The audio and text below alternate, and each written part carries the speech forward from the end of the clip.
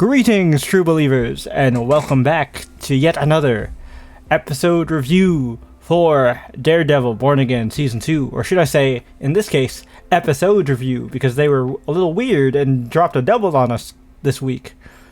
They really let the devil out on this one. Mm-hmm. And that's really saying something. Because a lot has gone down.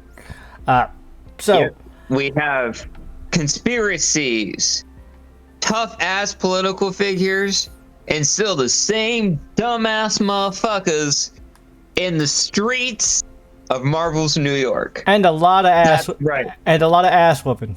A lot of ass That whooping. is also true. Yep. Yeah.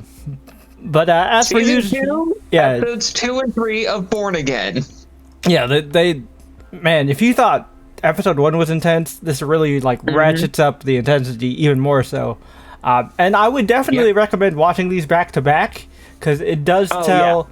I think those two episodes do tell one big story beat, which I would watch those in one go. I wouldn't just watch one and then pause and then wait to watch the other one. Now you watch it continuously. I think it flows better that way. I would recommend that. Yeah. And before we get started in the full-on review, our usual warning: as per usual with these episode reviews, we will be recapping some of the events of the episode, but mostly just kind of discussing our overall thoughts on the general vibe of the episode and some of the big moments we want to highlight.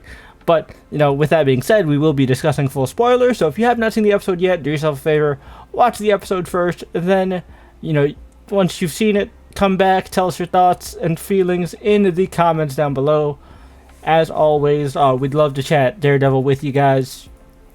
So, I mean, we're just gonna, instead of separating it into between the two episodes, we're just gonna talk about it just as one kind of big story, because that's kind of how we consumed it. That's technically, I think that's the reason why they put these two episodes together, because it is just one continuous story. It's like you said, Jay. And this was the kind of backdoor pilot origin for one Angela Del Toro, which had us very confused for a sec, because we're comic fans. So to long story short, right? The adaptation for Daredevil Born Again has both merged and split two important Daredevil characters. The two of them being the both sister and niece of one Hector Ayala, the original White Tiger. So in the comics, Hector has a niece named Angela, who is an FBI agent, who does assist Matt in the comics. He also has a niece, he had a little sister named Ava, who becomes the second White Tiger after circumstances lead to the death of comic Angela Del Toro. In this show, instead of having two characters, they've merged Angela and Ava into one character. And they also have the FBI agent character who's still named Angela for some reason. So it's very confusing, because there are two Angelas and they play the combined divided role of the original comic book character. So it was a little weird for us. But we get to see baby Angie here step up, follow in her uncle's footsteps, put on the tiger amulet, and get her first taste of vigilante justice. Which, good on her. Yeah, she helped free everybody and just scratched out a couple tires, and I'm like, yeah, you go, girl. Yeah, I think she's got a very, very promising future, and we already saw Kamala's dad in season 1. I would love to eventually, at some point, whenever they do put the Young Avengers together, have her and Kamala team up. I think they would be fast friends. Absolutely, I agree with that. And also, the whole situation with her just deciding to become the second MCU White Tiger is all because some dumbass kid was trying to get booze. From the bodega, yep. It's insane. And also, the bodega owner, that guy, pulled out the shotgun and was ready to shoot a kid. He was within his right, and, like, let's be honest, he wasn't gonna shoot the kid. He was just trying to scare the piss out of him. Which is fair, but still. Oh, yeah. The anti-vigilante task force beat the shit out of that poor guy. Yeah, totally not ice. I know exactly what you mean. Yeah. But yeah. On top of that, Cherry was okay from. Yeah, we can breathe a sigh of relief. We can breathe a sigh of relief. Our man Cherry lives. Brian Michael Cherry, as I call him, because he looks so much like Brian Michael Bendis. This poor man had a heart attack when Matt was trying to save him from these thugs. Yep. And then these thugs were trying to kill him. But Matt has had a positive effect. He actually turncoated one of the little minions for Fisk Task Force. Turned out not all of them are heartless monsters, so good for them. And then we get to actually see Kirsten, I meant, kind of fight the good fight on the legal stage, even though the whole trial was a farce. It's kangaroo court, because, they're all in Big Willie's pocket. Yep. And she tried her best to defend our man Jacques Duquesne, who still looks impeccable. Like, fly-ass Frenchman. Respect that, man. And we actually got to see Monsieur Duquesne, like, actually in full action when they did the Red Hook prison breakout. Which was awesome. Loved seeing that. That was really cool. Dr. Glenn, Heather needs to get her shit together. I'm still not a fan. She's just a sellout. She's a sellout, and I don't get why Vanessa thought Heather needs a good dickin' to just get her mind squared away. Because I don't know about you, Jay, but suffering a traumatic experience at the hands of a crazy person. Listen, good fuck doesn't really help that, I haven't experienced that particular type of trauma, but as someone who has tried to use sex to cope with trauma, it doesn't work. Yeah. It's not an effective or healthy coping mechanism, people. I am not a licensed therapist. I just went to school for a few years. Still I'd still take that as pretty solid advice. But don't let your friends try to say, hey, you need to be dicked down, even though you're clearly suffering mentally. Yeah, no, it's not gonna do you any good, Kirsten. Yeah. Or Heather. Kirsten was McDuffie. Yeah, Heather. My bad. I'm mixing up the women's names. Dr. I'm just referring to her as Dr. Glenn. That'll be easy. Yeah, Dr. Glenn. Dr. Glenn is just out here trying to do fucking just immersion therapy or some shit. Yeah, like I guess like the proper clinical term is delayed exposure therapy, because like she was trying to like conquer her trigger by presenting the Muse mask in front of herself, which that's sick that you kept it. Like I don't. Yeah. That's not gonna help you, Dr. Glenn. And here's the crazy thing. Because I know there's like this supernatural element to Muse after he died. Yeah. I like that it was hinted more so in the first episode than the big chunk. Oh yeah, they're not. I don't think they're gonna go full on supernatural and explain that he impressed Mephisto and got.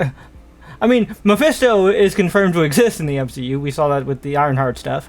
But I love that it's Sacha Baron Cohen. Yeah, but I don't think they're gonna go full on and explain that Muse impressed Mephisto and is now a demon spawn. Yeah, probably not. But I do like this angle of Heather is just going down this path it very much reminds me of like the Kilgrave PTSD ghost in Jessica Jones. Yeah. Mm-hmm. I think they want to go for that angle, and if she does become like a muse of sorts in her own right, that'd be interesting. Which the interesting thing is, right? Like a lot of people don't know this because a lot of people did not read any of the like more recent Daredevil Elektra stuff, but she actually had a miniseries recently where she fought against the second muse, who actually was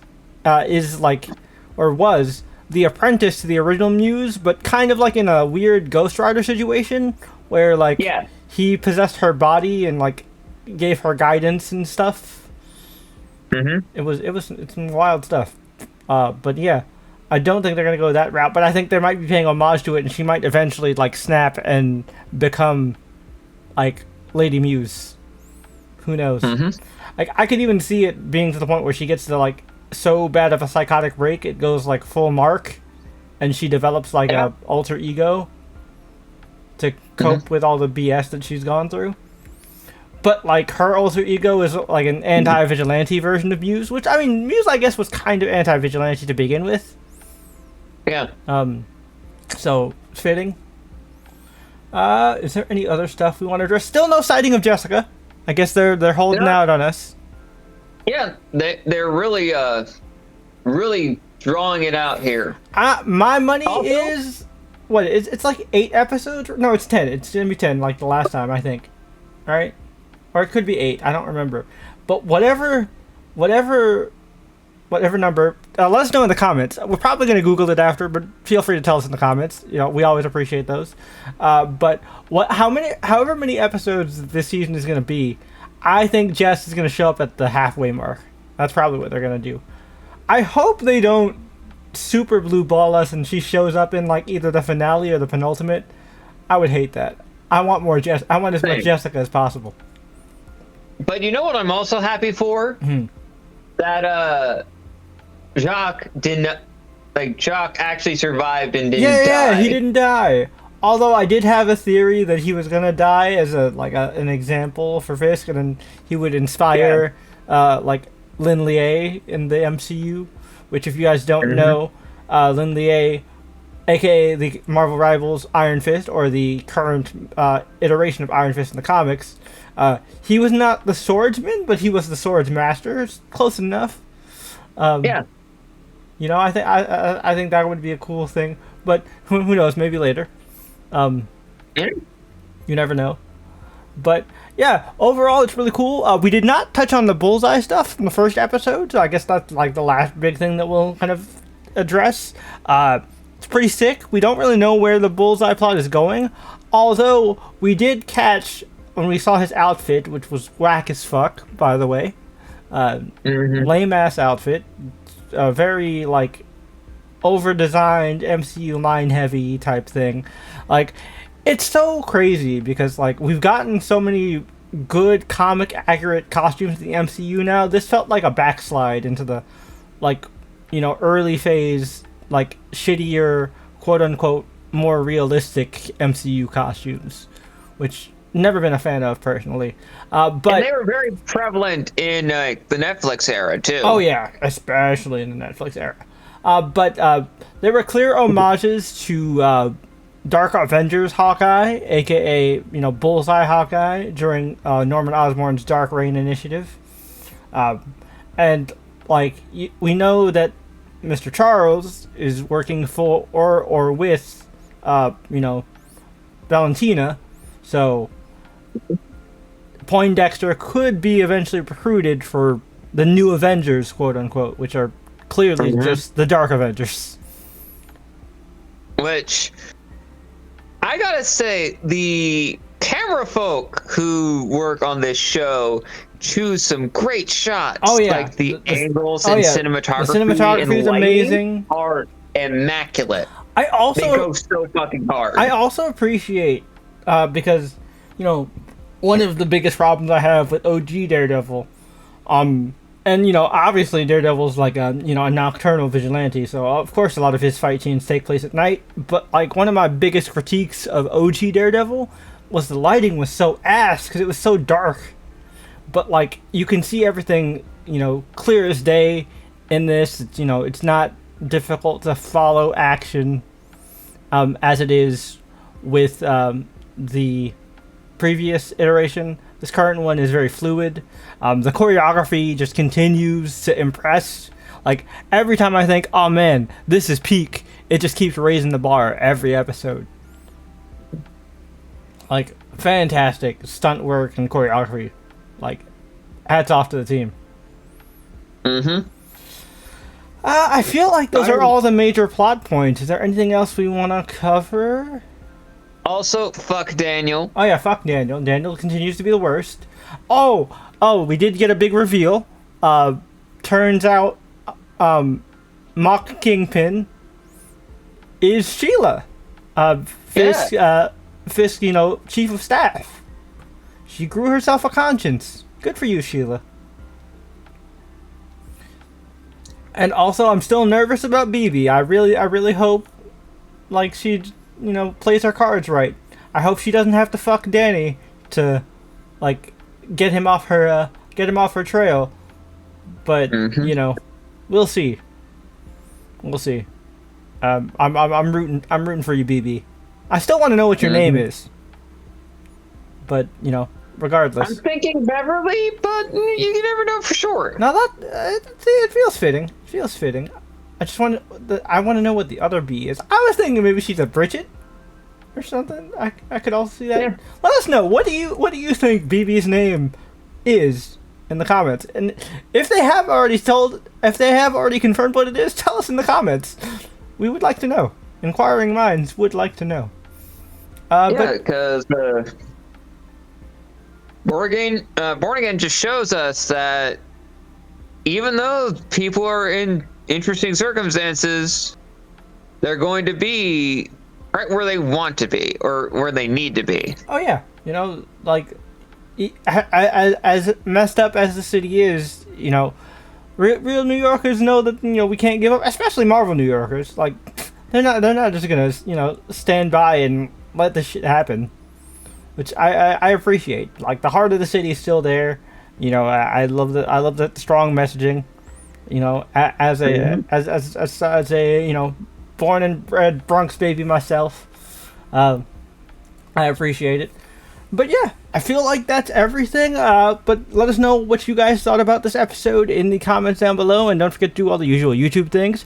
Hit that like button, hit that subscribe button, and notification bell so you get notified every time we upload new content. That means our Daredevil Born Again videos, our various anime reviews, and other solo reviews that myself, Tony, and our boy Brian will be doing as well. And if you want to hear us yap for hours and hours on end, we do have full-length podcast episodes where we cover various different movies and TV shows, including various MCU projects as well. So if you're interested in that, definitely check us out. We'd really appreciate it. Until next time, true believers, we will catch you next week when we let the devil out. Peace.